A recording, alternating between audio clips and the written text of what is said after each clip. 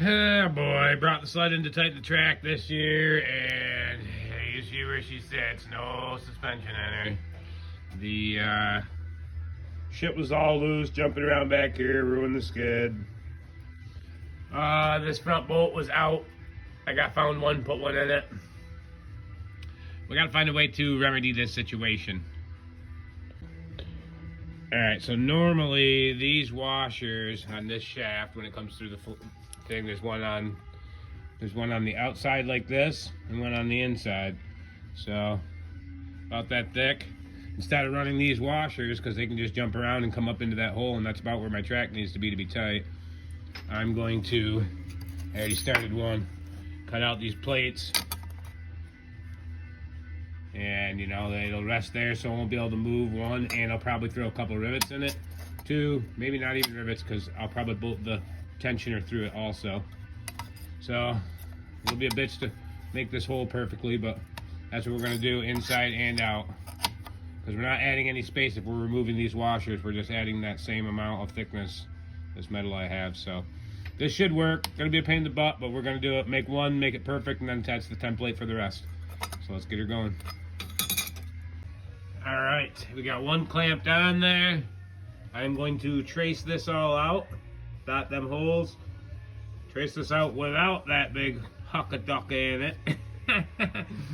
And we'll get that one cut out, and that'll be our template for the rest of them. All right, there's one on there. Got the adjuster on there. I threw a couple rivets in the end here, even though the whole thing, when everything tightens up, is gonna pinch everything. But I just want it to stay there when I'm trying to put it together and take it apart and shit. So pretty cool. The axle does fit. Slides right in there. Bare minimum play up and down. Beautiful. All right, we got the other two plates made here. Got to put them up, clamp them on, drill the holes in them. I think I'm done for tonight though. You get the gist of it.